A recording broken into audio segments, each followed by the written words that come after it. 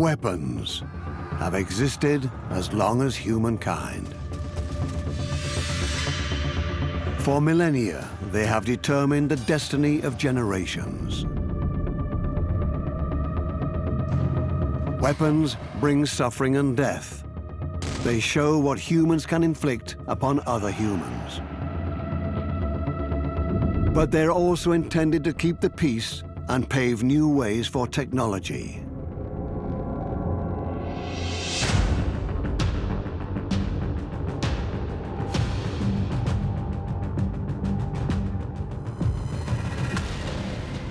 For centuries, three weapons have marked the most immediate form of warfare: hand-to-hand combat.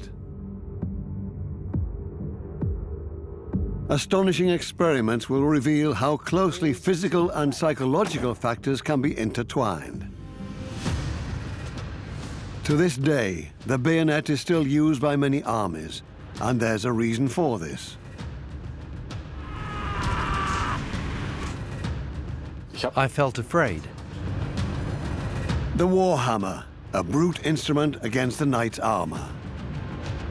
That's just blows to the body. What would a weapon like this do with a blow to the head?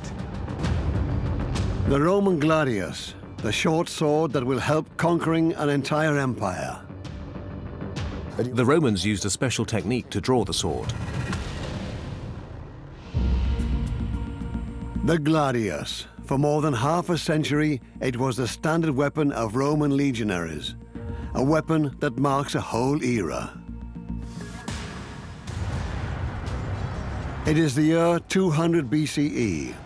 After a battle against the Romans, the Macedonian warriors want to bury their dead comrades. A chronicler later reports on the terrifying wounds inflicted by Roman swords. The Macedonians were absolutely horrified by the damage the Romans had done to the bodies of their soldiers. These men weren't complete anymore. This was very, very successful, psychologically as well as militarily. The idea for the short sword was originally developed by the Celtiberians in Spain. The Romans adopt it and gradually perfect the system.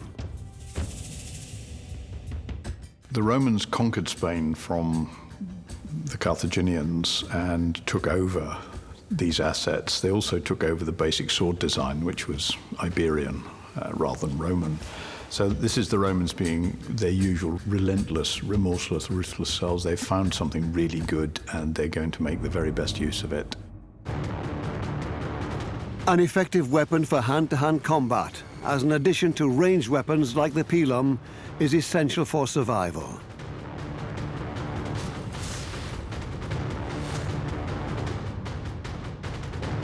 Earlier Roman swords are thin and long. They don't fit to the Roman combat technique, the dense testudo or tortoise formation. Swords expert Stefan Roth can show us why.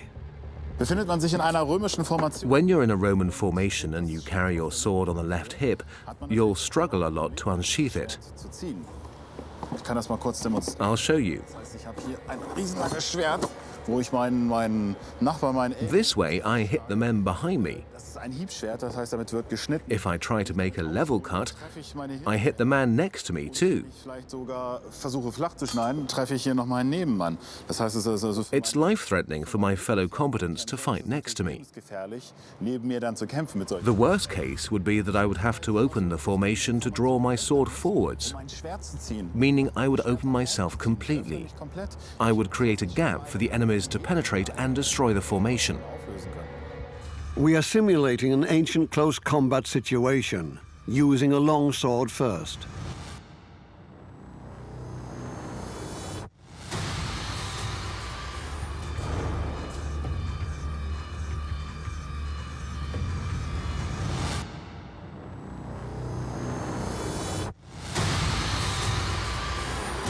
That would be the end of me, a complete catastrophe. I'd open the shield wall. In fact, that's not only my end, but the end for my comrades as well. Stefan Roth explores how historical cut and thrust weapons were deployed and manufactured. He will show us how he forges a gladius with traditional techniques. He needs a special raw material for this project, steel. In this form, it doesn't look like one of the most important materials in the world. This is raw steel. It looks quite unspectacular, like coral. You can't see yet that it's steel. But that's the kind of material they used 2,000 years ago. We want to forge a traditional sword here, as close to the original as possible. And of course, we can only achieve this with steel. Stefan Roth and his apprentice intend to turn this red-hot lump into a sharp and precise sword. There is a lot of work ahead for them. They have to heat and hammer the steel over and over again.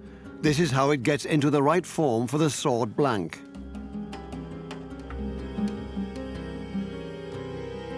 The next step, folding the steel. This process helps remove impurities and microfractures and evens out the carbon content, making the material extremely stable. You usually fold 8 to 20 times. Folding 8 times is approximately 1 day's work. Whether I'm in Africa, Europe or Asia, the preparation process, or rather the folding and homogenizing of the steel, is the same everywhere. For his work, Stefan Roth refers back to a 3,500-year-old tradition. Archaeological finds of iron weapons and tools dating back to this period. Back then, they brought about a veritable revolution in warfare. From 800 BCE onwards, the Romans, Celtic and Germanic peoples used bloomeries made of clay for smelting iron ore. And one of the things, for example, the Romans are able to do as they expand their empire, they get to control resource areas where they can find new materials. So they're stripping out timber from their empire because they've used their own. They're using iron from Spain. Spanish iron has been a very significant part of weapons manufacturing since the early Iron Age. The Carthaginians used Spanish iron. The Romans used Spanish iron to make the Gladius. As you extend your resource base, you can pick up other weapons. You can pick up both local ideas, but also local resources. So one of the things you're conquering is the ability to manufacture weapons. At temperatures of more than 1,100 degrees Celsius, smelted iron flows out of the bloomery. It is the basic material for steel. It all starts with iron ore. Strictly speaking, that's iron oxide, a compound of iron and oxygen. The problem is the oxygen. It affects the material properties, so you get rid of it by heating it. You also add carbon because it uses oxygen at combustion. But afterwards, you have a high carbon proportion, making the steel brittle. There are a few more elements that you don't want in there, and you get rid of all of these by burning them off at a very high temperature. The weapons industry has developed many significant innovations in steel processing. The first cast steel cannon was developed in Essen in 1847 by the German company Krupp. One of the most important factors is that steel can be easily processed. Due to its flexibility, milling, rolling, it is really quite versatile, and afterwards you can harden it again as you wish, which means it is easy to work with, yet very resistant once processed. Whether it's for manufacturing weapons or for civil purposes, steel casting is a challenging and dangerous process in the 19th century. The workers are poorly protected, and cast steel is at a temperature of 1,600 degrees Celsius. Today, most of the working steps close to the extremely hot liquid steel are done by machines. Germany, once world leader, has lost much of its significance for the steel industry. About 50% of today's global steel production is located in China.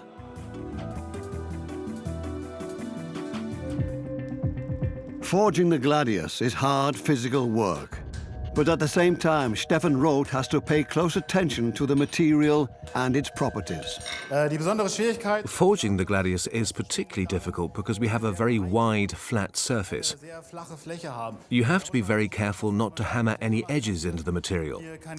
This could cause problems later in the process when the sword will be grinded.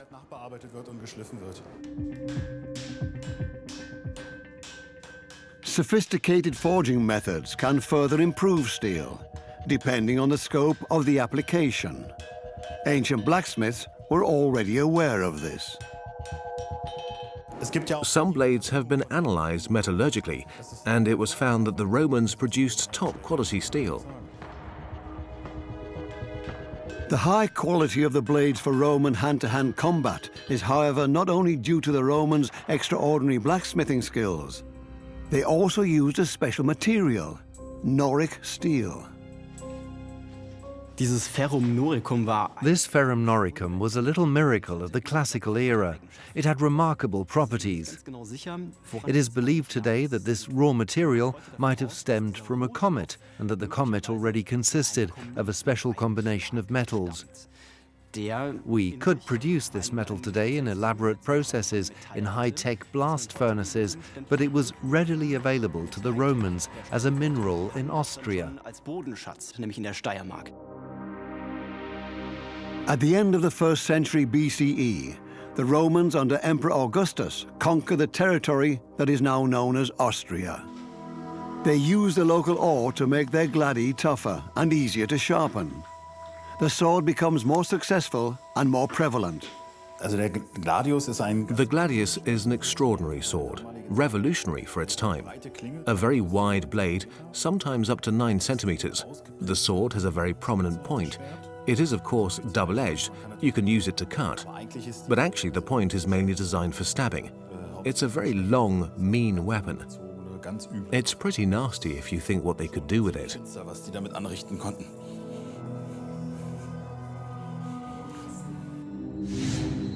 The short sword with its wide, hard steel blade is only 50 to 60 centimeters long and weighs 1.2 to 1.6 kilograms. It will become the dominant close combat weapon of the ancient world.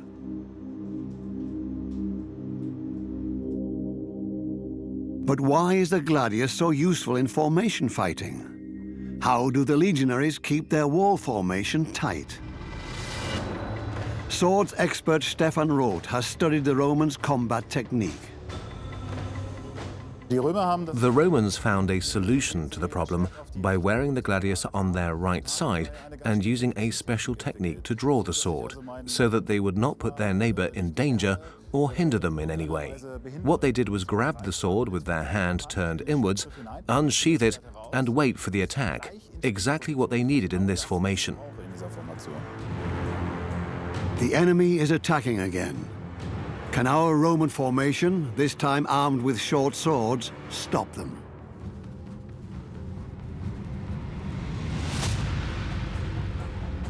The legionaries can thrust their gladi without opening their formation. The short, hard blade allows the warriors to wound their opponents in various ways, but always quickly and effectively. The Romans created a perfect weapon for killing people at very close quarters. It had a sharp point and 2 very sharp blades. So whichever way you used it, it was going to do a lot of damage. People have compared the Roman army to a mincing machine. It literally chopped up the opposition. It inflicted terrible injuries on them, which both disabled them and demoralized them. The gladius, a short sword, conquers the ancient world. Copied from the Celtiberians in Spain, perfected over centuries, hardened through special steel. The gladius in their hands, the Roman legions conquer ever more territories. In the beginning of the 3rd century CE, they rule over the majority of the then known world. During its golden age, at its largest expanse, the Imperium Romanum stretches from the north of Britannia to the coasts of the Black Sea. For more than half a millennium, the Romans have the most powerful army of the ancient world. Their sophisticated military structure and perfect logistics pave their way to success. Everywhere in the huge empire, military structures are the same. The Romans set up, train, and lead each cohort, each legion, according to strict rules.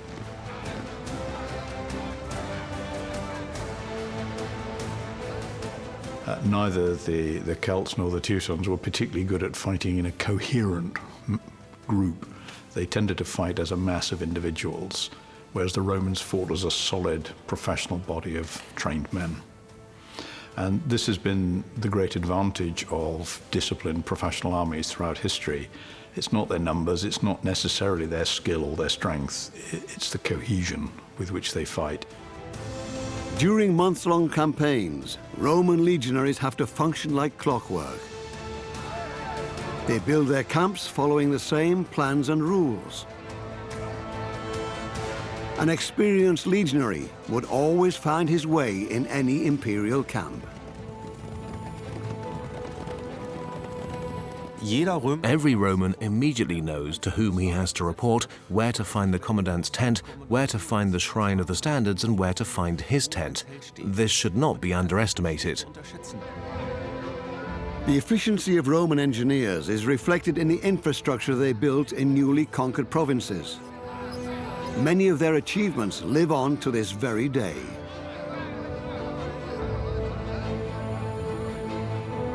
Of course, the Roman Empire has left its marks, some of which can still be seen today. The Romans perfected the entire engineering system. We have streets and bridges built by the Romans that you can still use in Spain, for example. You can drive over them with a modern car. They can withstand this. In order to move their troops and ordnance quickly, the Romans built an unprecedented road network throughout their vast empire. At its largest expansion, the network was about 85,000 kilometers long. Some of the traces of the empire are still visible today, and many modern streets run exactly where the Roman roads used to be. The way the Romans manufacture and use the gladius is another instance of their superior technology and organization. It remains a pivotal weapon until the fall of the empire. Many of the Romans' ingenious inventions fade into oblivion as the ancient world gives way to the Middle Ages. The era of knights begins, entailing the search for military means to fight armor-clad knights on horses. The most efficient weapon against them is widely unknown today: the Warhammer. San Romano, northern Italy. It's the 1st of June, 1432. The troops of Florence and Siena are facing a fierce battle. Their knights are in full armor. They will fight for hours. In the end, it's the Florentines who emerge victorious. The battle was immortalized thanks to a picture by Florentine painter Paolo Uccello. It shows a knight swinging his warhammer, a rare artistic depiction of this weapon.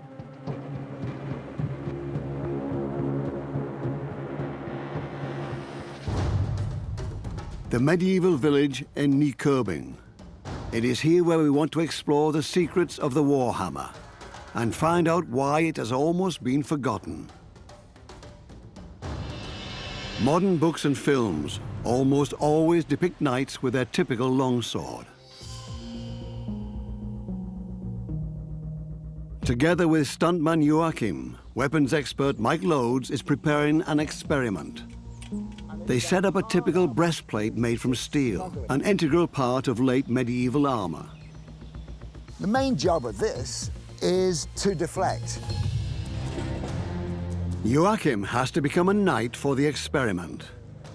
He will attack his opponent sitting on his horse in full armor, just like in the Middle Ages. The process takes almost 30 minutes.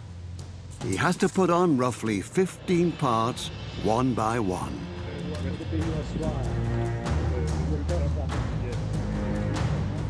Mail, the gambeson made of linen and plate armor on top of it. The intention of the numerous layers is to protect the knight from all dangers that may arise in the thick of a fight. But how immobile will the heavy armor make him? Of course, you can tell a difference because you are wearing approximately between 20 to 25 kilos more. But of course, it's made so that it supports the way your body is supposed to be moving. So if I fall to the ground, there's this big misconception that you can't get up again. But of course you can, because in battle, you could get torn off your horse and then you would be lying on the ground, and of course you need to get up again so you can protect yourself. Can Joachim's longsword seriously damage the dummy in armor at all?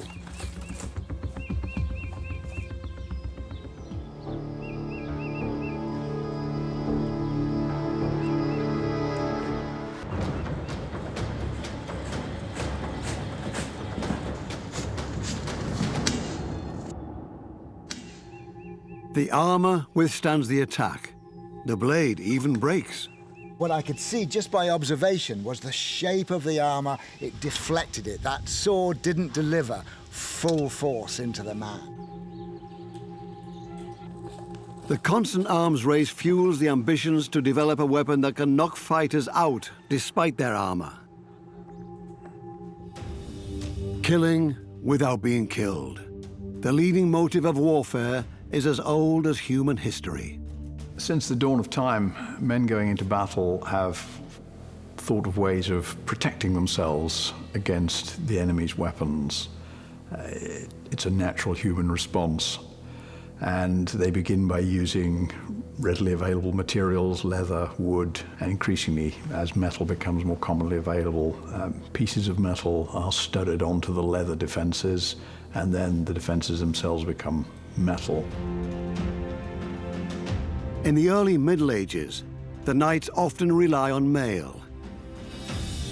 Large plate armor can only be manufactured once metalworking has improved. But the armor, which can be as heavy as 25 kilograms, also has its downsides. The problem has always been balancing off the advantage of protection against the disadvantage of weight and immobility.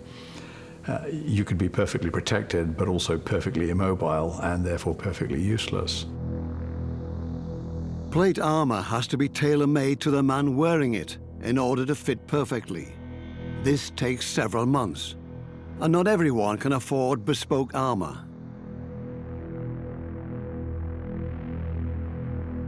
But these are costly pieces. It's all handmade. It's made of high-grade steel. It is a costly enterprise, and the skills needed to make a full set of armor are quite rare.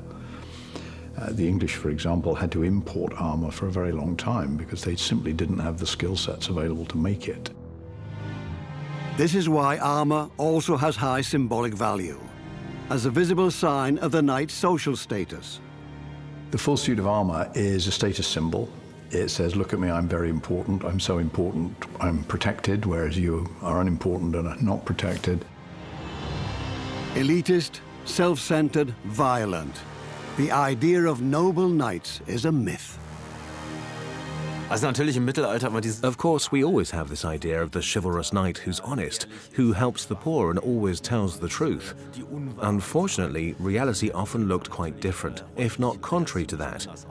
Knights also displayed self-serving behavior. They waged war against and amongst each other. But is it at least true that knights are superior on a military level? Are they really the super warriors in armor that no one can take down on the battlefield, that no weapon can harm? By the mid-14th century, they had developed the ability to make larger plates of steel, and that enabled them to make large surfaces, plate armor. You could cover the body. It was very difficult to defeat. The Warhammer was developed specifically to defeat plate armor. A simple hammer as a weapon against well-trained and well-protected knights?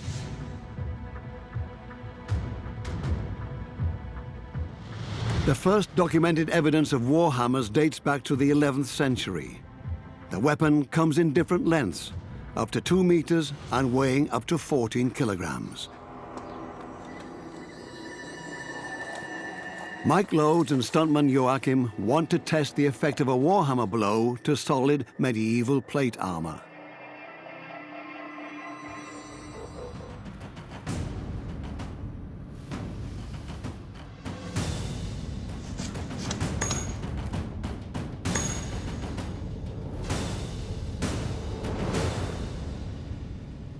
That was chilling to see that force go through. And it just goes to show that however ingenious man is, however much he invents new armor and new protection, another man can invent what will defeat it. And it was the Warhammer that defeated armor.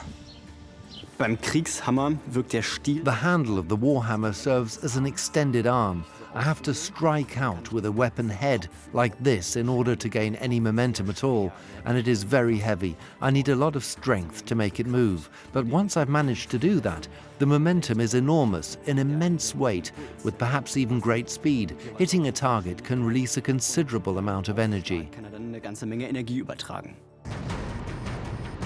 In our test, the plate armor deflects part of the impact energy of the Warhammer blow. Not all of it, though. The rest is transferred directly to the body, with fatal consequences. Such a blow can break bones, for example the rib bones, and in some circumstances, especially if the area over the heart is hit, commotio cordis can occur. That's Latin for agitation of the heart. It's basically a concussion of the heart and can lead to a very sudden cardiac arrest. What the Warhammer does is it doesn't try and break the armor, it sends the power through the armor, and blow after blow after blow would weary a man. But that's just blows to the body. What would a weapon like this do with a blow to the head? If two knights face each other, they usually sit on their horses. But if one of them has already lost his horse, the Warhammer offers an additional advantage. The attacker can use the blunt weapon to hit his opponent from above. Brutal violence that we want to simulate in our test.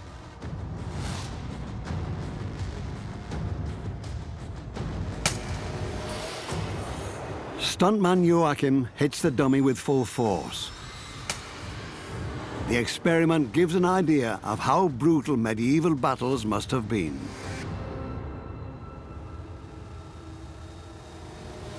That was a colossal, powerful blow. Really well aimed. You did a good job there, and it's created quite a dimple. That really has damaged this helmet. Such blows can break a man's neck, or at least knock him out immediately. A concussion doesn't do long-term damage to the brain, but you can lose consciousness. And I imagine when you're in a battle, it might not be the best moment to pass out. Obviously, there will be consequences. But what can happen, even with protection, even if the knight is wearing a helmet, is internal bleeding in the head. Not even a steel helmet can do a lot against the Warhammer. It is a fatal weapon for knights on the battlefield. The Battle of Towton, England in 1461 is a veritable bloodbath. Archaeological excavations have unearthed countless skulls that have been smashed in by Warhammers. But the weapon is not only perilous when it's deployed from above. On the reverse side of the hammerhead, there is an iron spike that is slightly curved downwards, called Raven's Beak. The warrior on foot can use the Raven's Beak to penetrate the armor plates, the curved spike serving as a hook, and can tear down the enemy rider from his horse.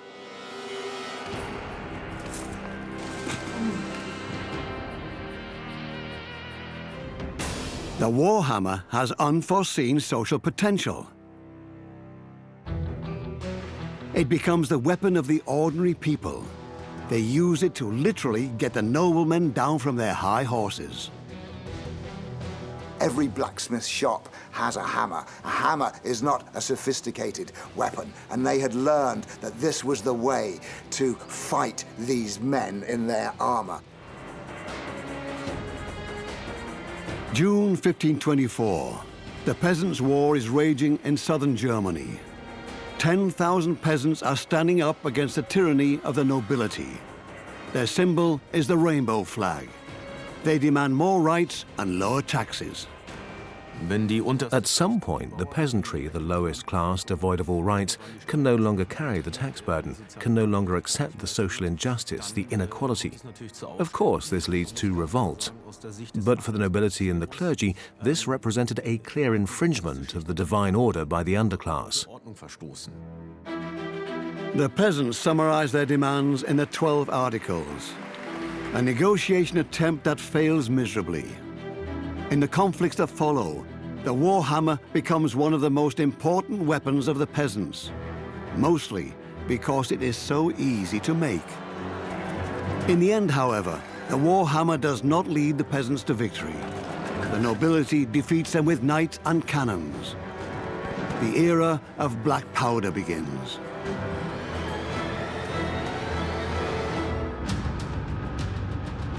Firearms and ever-growing armies render knights and their weapons, like the Warhammer, superfluous.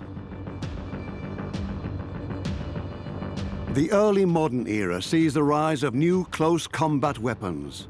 One of them is still used today, the bayonet. It has a double effect, a physical and a psychological one.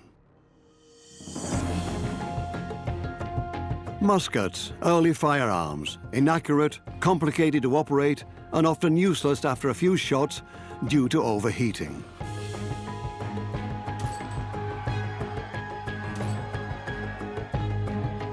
In the middle of the 17th century, resourceful musketeers appear to have found a way to tackle the problem in Bayonne, France. The city also gives the bayonet its name. Once they can't fire their muskets anymore, they put knife blades into the muzzles. Now they are ready for hand-to-hand combat. Historian and weapons expert Stephen Bull shows us how to combine musket and bayonet. So this is the plug bayonet. It's an extremely simple weapon. It's basically a knife blade with a wooden handle, and the wooden handle just fits into the barrel of the musket. So let's see that. Here's the musket, the plug bayonet, straight into the barrel. Then I can confront my enemy like this. This bayonet is named after a plug used to close wine barrels. It was first used in the 17th century.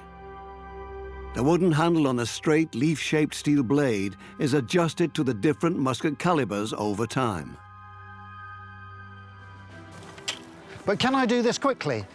On the field of battle? This is a question we're going to ask ourselves. The adversary is preparing for our experiment. Together with him, Stephen Bull wants to take his shot at using the plug bayonet in close combat and see how well it works. Because quick reactions are essential in this situation. So now I'm getting slightly nervous. I'm going to be charged at 15 meters. My opponent is going to be Victor, and Victor will take his musket, and in battle, if he gets to me first, I'm going to be hit with this thing. So let's see what happens. We simulate a battle situation in early modern times. Putting on the bayonet for close combat mustn't take too long. 1 meter, 2 meters, 3, 4, 5, 6, more nervous. 14, 15. The closer the enemy is, the higher the accuracy of the musket. Stephen Bull wants to try the musketeer's technique at a distance of just 15 meters. After taking his last shot, will he be able to fit the bayonet into the barrel in time? Or will his opponent reach him first?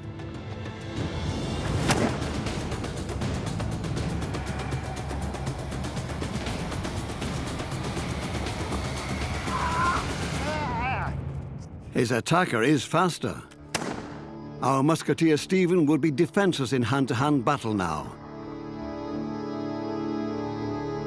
And in all the rush, he hurts himself with the bayonet. So we've discovered one of the disadvantages of trying to use a plug bayonet very quickly, and that is if you grab hold of the blade very fast, it actually cuts your fingers. So really, we need a better technology than the plug bayonet to make the system work, bayonet and musket together. A more sophisticated version is not long in coming. At the end of the 17th century, a new device was introduced. This is the socket or ring bayonet. And as you can see, it fits around the muzzle of the weapon so that you can still continue to fire, even with the bayonet in place. This is quite a breakthrough. French general and military engineer Vauban invents the socket bayonet in 1669. From that year on, it marks Europe's wars for more than 2 centuries and takes the lives of countless soldiers.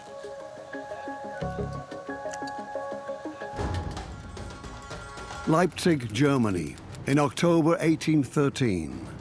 Russian, Austrian, Prussian, and Swedish troops face France and its allies. Sabres and bayonets play a crucial role in hand-to-hand combat. Bayonets also prove efficient in fending off cavalry attacks. This is how they replace the long wooden lance that has been used until then, the pike. The pike was essential to defend the musketeers against cavalry because they couldn't load and fire fast enough to hold off cavalry. If you could give them a self-defense weapon, essentially their own form of pike, you could reduce the need for the defensive element and increase your firepower. Attacking with one single weapon and securing the defense. In the Battle of Leipzig, all sides are using the bayonet. Over 90,000 out of 600,000 men lose their lives, many of them in close combat. In the end, Napoleon is forced to admit defeat. He's done what Napoleon always does. He's blown away all the best of his troops in the search for a perfect victory, and he's achieved nothing, and he will have to abdicate all over again. From the 19th century on, firearms become more efficient, battle distances become greater, hand-to-hand combat becomes rarer. The bayonet, though, remains crucial also in the 20th century. This is mostly due to its psychological effect.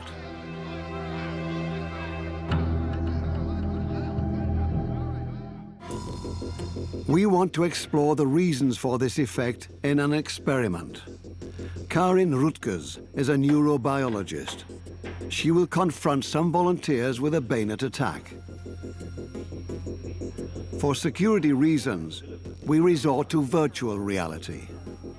We know today that watching films with these virtual reality glasses, we experience similar emotions to those we have in real life.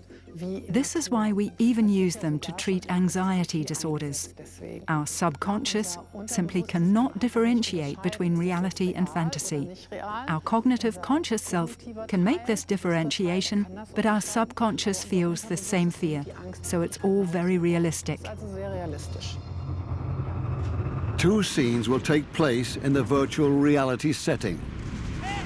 In a World War I trench, participants will face a soldier aiming at them with a rifle. In the second scenario, the soldier approaches them, a bayonet on his rifle. Will the participants' reaction be different? The first round starts under the observing eye of Karin Rutgers. We measure the heart rate and skin resistance of each participant to be able to analyze their reactions in detail. These parameters will undeniably reveal their fear. Putting on the virtual reality glasses, the first participant is plunged into World War I. She was not briefed beforehand and has difficulties orienting herself in the unusual setting. Then the first part begins.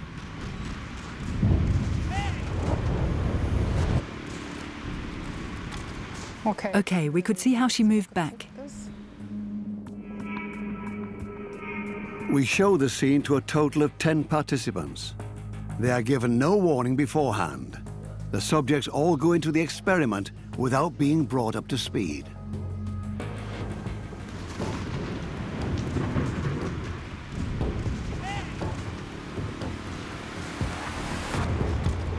Their reactions are similar. They all experience a moment of fear. virtual reality works. In the first round, they all froze and waited for what was to come next. They were less relaxed, definitely tense, but were not terrified yet. The second round.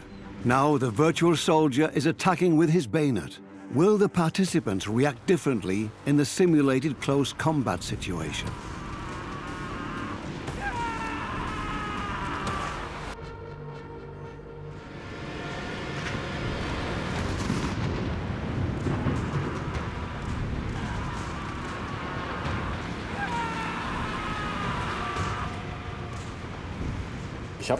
I felt afraid for a brief moment. He looked me directly in the eye, and that felt uncomfortable. But that was frightening because he didn't stop but ran directly towards me. What you actually want to do is to get out of his way somehow and run away.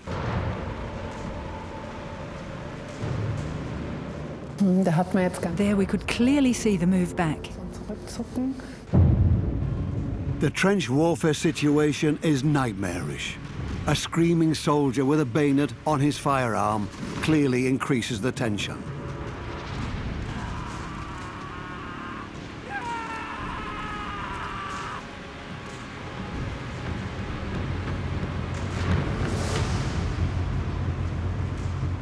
You can see an enormous spike here.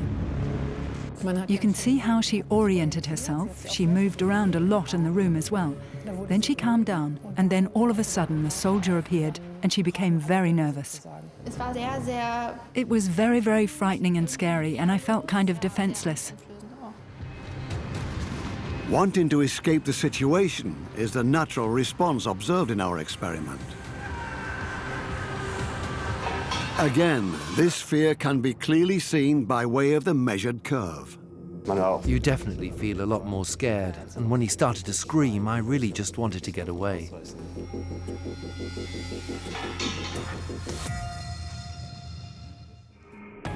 The participants rated their emotional state on a scale before the experiment and after each virtual reality scenario. Using this subjective data and the measurements of heart rate and skin resistance, Karin Rutgers obtains an unequivocal analysis result. The data clearly shows that the tension rose by 140% in the bayonet situation, whereas it only increased by 75% in the rifle scenario. So we could show that the bayonet is twice as frightening as the firearm alone. The bayonet is a psychological weapon. Its main object is to instill the fear of edged weapons onto a battlefield where killing is done with artillery rounds and rifle bullets. It brings that visceral, ancient fear that unsettles the nerves of troops, that persuades people to surrender.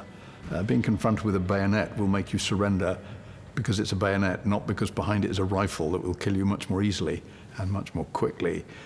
It's a weapon of terror. Once you've struck fear in your enemy, you have power over them then. Any weapon that gives a soldier an additional sense of control and power is going to have a huge psychological effect on them and how they go into war, how they feel about their enemy. And in the situation of a bayonet, they're carrying something that can kill because it also has the bullet, but can also strike fear into the person that they're fighting.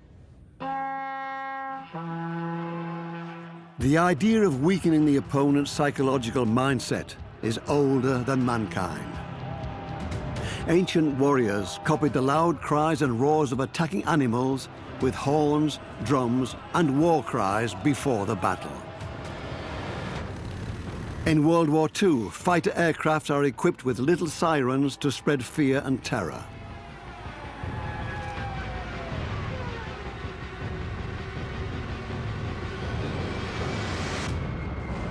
Airstream-activated sirens are fitted directly onto bombs.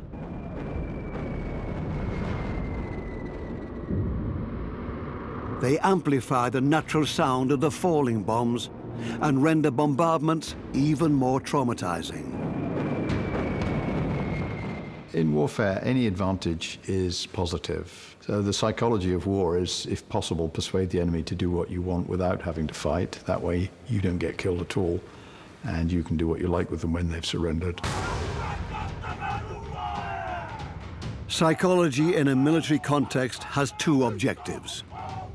With their traditional war dance, the Haka, the Maori tribe in New Zealand, wants to demonstrate strength and instill fear in their opponents. But the famous dance also has an imminent effect on the dancers. The loud screams encourage the warriors themselves, make them aggressive and lower inhibitions. Fix bayonets! Still to this day, war cries are part of the bayonet training.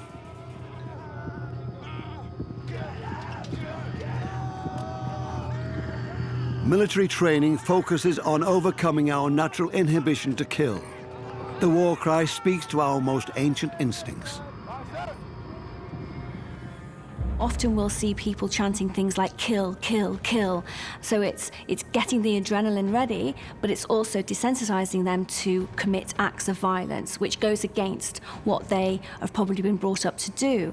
So it's almost like training somebody to be able to kill, to be able to inflict harm with somebody by going through this process of desensitizing them. On guard! On guard! On guard! Hand-to-hand combat is the most immediate experience of war. That was true back in the days of the Gladius, and still is true today. The Iraq War has shown, in modern conflicts, soldiers shoot most of their enemies from a large distance. But the worst psychological problems are caused by hand-to-hand combat, during and long after the battle. In the future, the soldier is intended to become a perfectly protected and technically enhanced close-quarter combat machine, with equipment reminiscent of robots, the exoskeleton. There are different models.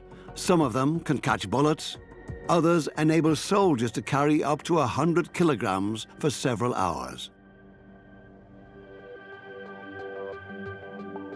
From a military point of view, it makes them able to bear heavy loads. If they are moving around with heavy equipment, it is the exoskeleton that makes transporting and operating this machinery possible at all. In the 21st century, we've moved away from just thinking about protection and human mobility. We're starting now to think about using an exoskeleton which will both protect the wearer and also enhance their physical prowess so they can move faster, jump higher, and carry on functioning for longer. The load of the equipment is intelligently shifted onto metal greaves and electronic motors. The soldier of the future? Half man, half machine?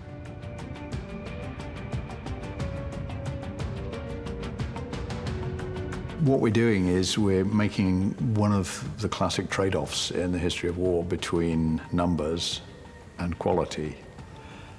We're starting to say maybe having a few highly expensive super warrior figures in exoskeletons might be more effective than having a very large number of ordinary foot soldiers, and that this may be the way ahead. So we have to be very careful that we're not pursuing a false premise here, that a small number of mechanically enhanced soldiers replacing the same value in more conventional forces. But despite all technological advancements and improvements of the weapons industry, war will remain what it has always been.